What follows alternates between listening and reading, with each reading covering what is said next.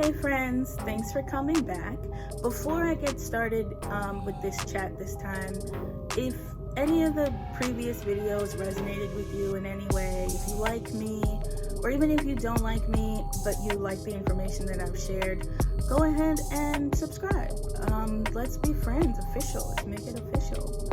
So this little chat is gonna be about learning new skills. So if you watched my previous video about beginner skills you can learn to kind of boost your resume and get your foot in the door of a job in technology, and you found a skill that resonates with you and you want to start the journey of learning it, then this one is for you. So go ahead, grab some tea, grab some LaCroix. You know what? It's Juneteenth, grab a little mimosa and come back and we'll talk about this. So I have my notes, and again, these tips are in no particular order. I just wrote them down, as they came to me. So my first tip is to figure out your learning style. How do you learn best? Are you an auditory learner? Do you like to listen to lectures? Are you good with audiobooks? Can you soak up the information after you've listened to an audiobook just once? Or are you a visual learner? Do you like pictures and charts and diagrams and all kinds of drawings? Are you kind of reading and writing focused? That one's me. I like, reading a textbook, highlighting it, making my own notes. For some reason, my brain soaks up material a little bit better when I physically write it down. Or are you an interactive learner? Do you like to be hands-on and do labs? As you're learning the skill, you want to use that, those skills that you're learning and build something with it. Or maybe you're a combination of all of them. You like the visual, you like the auditory, and you like the hands-on. So figure out which way your brain soaks up information best and then go with that. My second tip is take that information, take the learning style that suits you best, and find a course or a training or a teacher that best aligns with that. Find a teacher who is a really good lecturer. Find a teacher who makes pretty charts and graphs and diagrams. There's plenty of platforms that you can go through.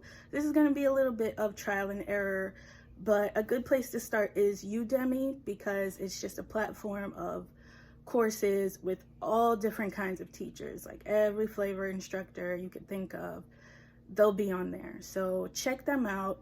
Coursera is pretty good. They're university based, so it's like the top universities, they put their content on Coursera, and edX is kind of a similar website. So go on there, trial and error. Also, The Item, that's the organization that I'm pretty close with. They have really interactive teachers. They're pretty hands-on with their training. So go through the list that I just mentioned or Google and find a course that aligns and suits your learning style best. The third tip is be consistent. You have to be consistent. A lot of times we don't get a dopamine hit from learning, right? Like, dopamine hit is that instant reward feeling that you get from going online or going on Instagram and finding cute pictures, or even eating something yummy or whatever. Your brain shoots out dopamine and you instantly get rewarded for, the thing that you just did. Learning is not like that. It's more long term. So, it's a longer duration. So you really have to put in consistent effort before you start seeing results, unless you're a genius. But I am not a basketball fan, but I always listen to stories about Kobe and Michael Jordan and even LeBron James and just how much time they spend practicing. There's a podcast that I listened to called The Touré Show, and Mark Lamont Hill was on there, and he told a story about Kobe and how he found him in the gym one day practicing with his right hand tied behind his back. He was practicing left-handed free throws. Are they free throws? But he was practicing that, and he asked him, like, in what scenario would you ever have to do a free throw left-handed? And Kobe said, like, I don't know, but I need to be prepared. I need to practice. So have that Kobe, bring that Kobe energy with you when you study. Block out some time every day to just go over notes, read, watch your course videos. I know some of us, you know, we live with family, or we're caregivers, or you have children, and you may not have that much time to dedicate to doing something on your own. But if you can just schedule it on your calendar and get everybody in your family on board, like, hey, from 6 a.m. to 7 p.m., I'm going to be in this room by myself studying, leave me alone. But work it out with your family so that you can be consistent. Schedule the time, make the time. You won't ever have time. You just won't. So you have to make the time and put that on your schedule. I guess my next tip is find a community. Find someone who is interested in the skill that you're trying to learn, or maybe they're experts in it themselves, and interact with them as much as you can. Some of that stuff rubs off. Maybe if you're confused about certain topics that you're learning, you can, you know, talk to them and figure it out, and maybe they can point you in a better direction, or even explain it better to you. The item is really good for this.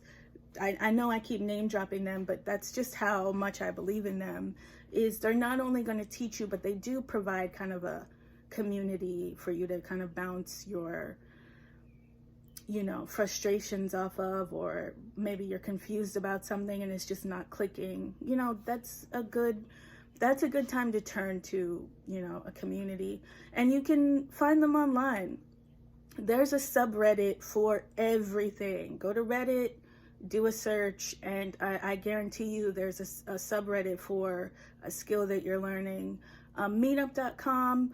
I know we're still supposed to be on lockdown, but there's plenty of groups on Meetup. So if you're trying to learn a skill, try meetup.com, see if you can find some friends, and, you know, build a little community and a little study group for yourself.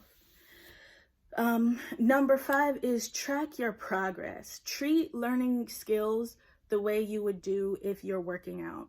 I know, like, a lot of people who work out, they keep a little log, right? So say you're trying to build muscle or lose fat, you would track every day. Like, today I did cardio, today I did weights, today was leg day, today I had a green smoothie. Write that down, whether it's a little journal or you keep a little tracker, but kind of keep track of what it is you're learning every day. And each day should build on the last day. So you should never feel like you're going over the same thing. It shouldn't feel redundant. It should feel like, okay, yesterday I learned this, and today it built on that, on the knowledge that I learned yesterday. So track your progress. It'll make a big difference. Number 6 is be patient. You're gonna feel dumb in the beginning. You're not gonna know. You're just not gonna know. It's a new skill, and it's easy to get frustrated and give up, but just remember that you have to start somewhere. And the neural pathways in your brain, I'm not a scientist or whatever, but just from what I've read, it takes a while for the neural pathways to kind of get themselves together and really process these new skills. So it's gonna take a while before it gets easy. It's gonna be really hard. You're gonna feel dumb. You're gonna wanna throw your computer across the room. You're gonna wanna cry. You're gonna wanna call your mom and, you know, tell her that you hate everything and everybody. But allow yourself to feel that, and then come back and try again, because it's gonna take time. It's just like driving. I learned how to drive pretty late compared to my other friends. And at first it was terrifying. I was scared. I didn't know what to do. I felt like I was gonna hit every single car on the road. And now I can drive and not think about it, you know, like you get in the car and you're listening to music, or you're on the phone with your sister and you just go. But that took practice. That took me being terrified and getting in the car every single day until it became second nature. So it's gonna be like this. There's not gonna be a payoff right away. You just have to be consistent and work at it and bring that Kobe energy. My last tip is just start now. Just get started. Don't procrastinate anymore. And this is coming from a master procrastinator. Just get started. It's scary. You're gonna fail. You're gonna mess up. You're gonna make mistakes. You're gonna fall and bust your head open. And you're gonna bleed all over yourself. But you get up, put some Neosporin on those bruises, and you keep going, because you know, hopefully you have an end game in mind. You want a bigger salary, you want, you know, job security, you want a new job, or you want to explore a new field. Have your end game in mind and just get started. You know, as scary as it is, I think there's a book called Feel the Fear and Do It Anyway, and that's me every day. I'm constantly terrified. Everything I do is uncomfortable and scary, but I just get started and see where it goes, and just be consistent with it every day, and you know, it'll pay off. So guys, if you have any questions or suggestions for future videos, this one was kind of rambly. Today's a little bit of an off day. It's gloomy and then it's sunny and then it's gloomy, so my head is a little all over the place. But yeah, tell me in the comments what you want me to cover next and talk about next. I have some more friends, real life friends, that are going to come on here and share some tips, you know, to success. So yeah, thanks for coming back. And, you know, make sure you're drinking your water, dismantling racist systems, and wearing your seatbelt. Bye.